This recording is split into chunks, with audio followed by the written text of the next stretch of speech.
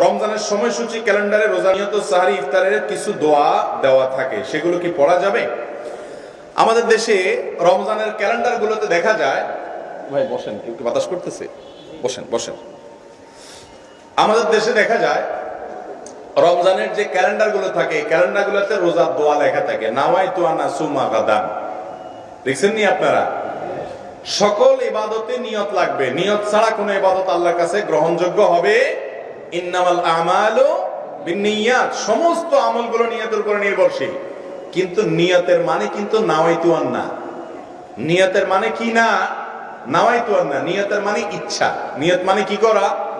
আপনারা মুখে বলেন না যে আমার এবার হজে যাওয়ার নিয়ত আছে, বলে না? এই যে নিয়ত আছে মানে কি নাওয়াইতু আন পড়ছেন আপনি?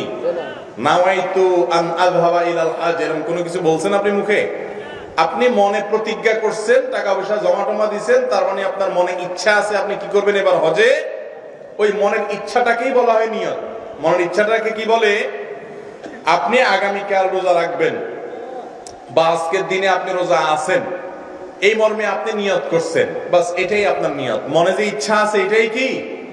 মুখে আলাদা উচ্চারণ করাটা এটা নিয়ত নয়। নিয়তের প্রকাশ, নিয়তের কথা আবার মুখে বলে দিতে হবে। সকল ইবাদতে সকল আমলে এরকম কোনো কথা হাদিসে আসে নাই। অতএব নিয়ত করা ফরজ, নিয়ত বলাটা কি না ফরজ না। রমজান মাসে রোজা রাখার জন্য নিয়ত জরুরি। নিয়তটার মানে কি? আপনার মনে ইচ্ছা আছে যে আমি ভোর রাত্রে উঠবো, সারি খাবো, কালকে রোজা রাখবো, বাস এই যে মনে ইচ্ছা আছে এটাই নিয়ত আছে, বাস হয়ে গেছে। মুখে আর নাওয়াইতুয়ান পড়ার প্রয়োজন নাই। রোজা রাখার জন্য নাওয়াইতুয়ান পড়ার কথা না কোনো হাদিসে আছে, না কোরআনে আছে, না রাসূল আকরাম সাল্লাল্লাহু আলাইহি সাল্লাম এরকম কোন নাওয়াইতুয়ান পড়েছেন, না সাহাবীরা করেছেন। ইবাদতের ক্ষেত্রে কোরআন এবং হাদিসে যদি কোনো কিছু না থাকে তাহলে সেটা ক্যালেন্ডারে থাকলেও আমরা নিব না। এই জন্য দেখবেন ক্যালেন্ডারে এই নাওয়াইতুয়ানের শেষে কোনো হাদিসের কিতাবের নাম লেখা নাই যে বুখারী শরীফ, মুসলিম শরীফ, আবু দাউদ শরীফ, নাসাই শরীফ, এরকম কিছু লেখা আছে না? দেখিয়ে নাই।